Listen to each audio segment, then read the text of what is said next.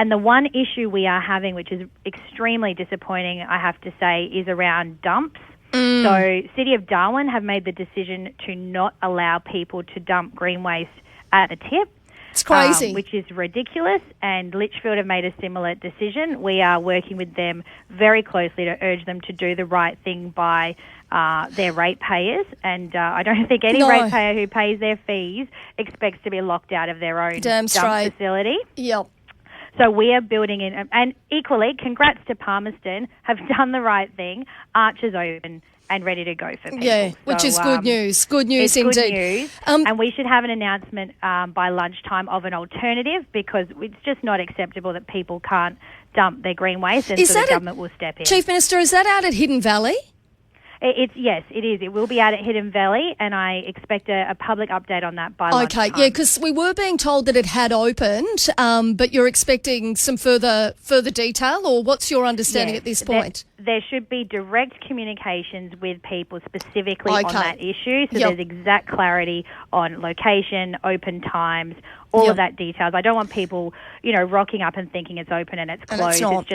It is just more annoying that everything is already annoying enough. Fair call. Chief Minister, quick one. Someone's just called through saying, they're pretty upset with the council regarding, Litchfield regarding the green waste. They say that Litchfield Council should have been prepared with a mulcher or something to be ready to take that green waste immediately. He said that we as Territorians have all been prepared, and as have the messaging, yet they're not open. They should have something, even if not in the main area. And I think that's how quite a few people are feeling at the moment, is even as we, with the power, we get that it's going to take time to get it online, but no communication, with the councils then, with the dumps not being open for green waste. People are like, well, hang on, we're all out helping each other to bloody chainsaw trees down, and we got nowhere we can take it. Exactly. Katie, I was gobsmacked, and when I worked out yesterday that was the situation, I made it very well known that it was unacceptable. To have two councils think that they can lock people out of the public dumps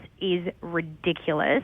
And at the end of the day, yesterday was Sunday. People were out lending a hand on the chainsaws, getting things done, just being an incredible community. They wanted to fill their utes, fill their trailers, and get rid of this stuff and move on with their lives.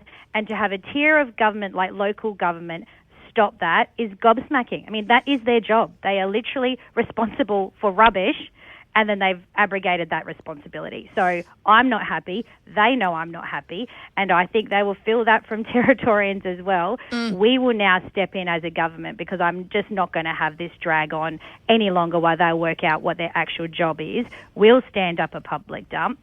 Palmerston have done the right thing, and I thank them for that. But at the end of the day, this is an emergency. Councils don't get to decide when they do and don't do their job. Do you know if there's going to be, and it's probably a question for council, but do you know if there's going to be like verge side collection of some of the, we've got a lot of seniors living out in our communities at the moment who've had massive trees fall down. Dave Tollner was up my street over the weekend cutting down trees for some of the more senior residents. But what happens then? Is there going to be sort of curbside collection? That's probably more a question for council, but if they don't step up, is the government? Yeah, well, again, if they can't even open a dump, I'm not holding my breath on curbside. But this is what needs to be worked out, and fast, because the uncertainty doesn't support a community restoring itself back to normal. So I think we will know more about this over the coming hours, Katie, and that is my expectation. And as I said, if they are going to fail, we will not join that bandwagon. We will step in. But first and foremost, councils need to step up. All right, Chief,